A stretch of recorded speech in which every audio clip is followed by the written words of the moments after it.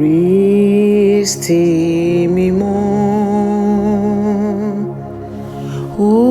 Olúwa mi, ìfẹ́ rẹ jù táráyé lọ, ọ̀rẹ́ òtítọ́ ni ó jẹ́. Mo mọ̀ pé Olúwa mi ni oúnjẹ tèmi, ọ̀rẹ́ mi ọ̀wọ́n,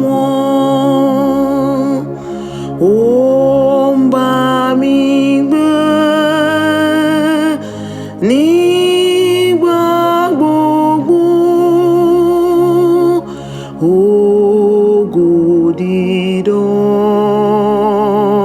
wọ ikọ̀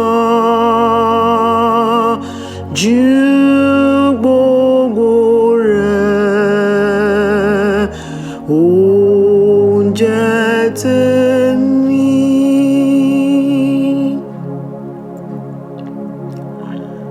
Tèmi ni ó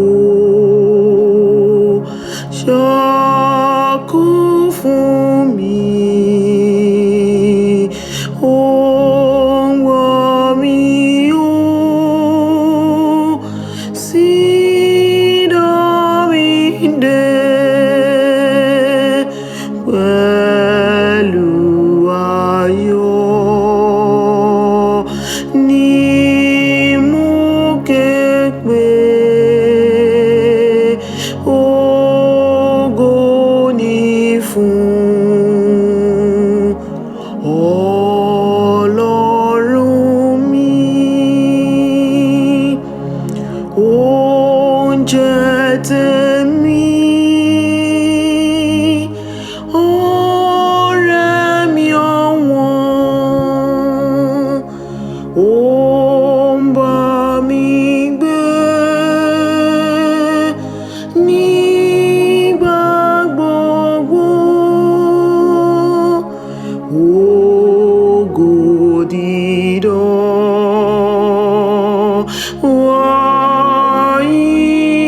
ikọ̀ ju gbogbo rẹ̀, oúnjẹ tèmi.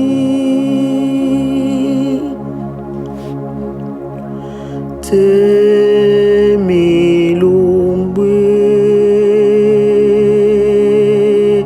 ọkàn mi,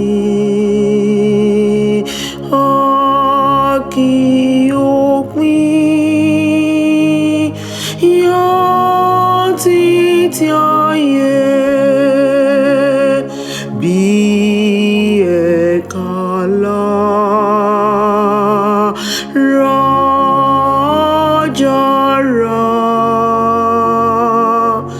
Bẹ́ẹ̀ ni mo jẹ́ lára Kristi, oúnjẹ tèmi, ọ̀rẹ́ mi ọ̀wọ́n, ó ń bá mi gbé nígbà gbogbo. Ògo dídán wọ ikọ̀ ju gbogbo rẹ̀, oúnjẹ tèmi.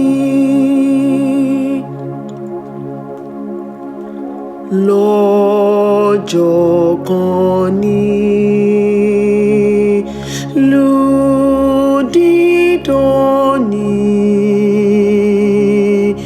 ojú mi ó